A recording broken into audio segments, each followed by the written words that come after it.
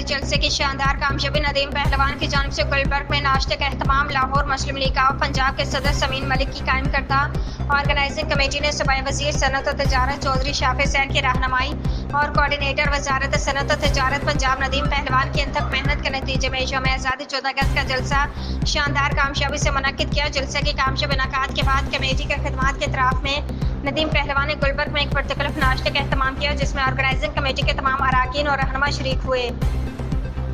शुरका में शामिल थे इफ्तिखार अली अवान, नदीम बगावला, ताहिर अली जाफरी, शफीक भट्ट, आर के रज़ा, मैडम रफ़त साजिद।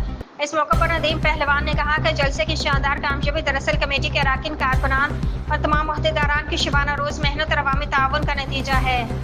उन्होंने कमेटी और कारकुनान को खराज तहसीन पेश करते कहा कि ये टीम वर्क की असल कामयाबी की बुनियाद है।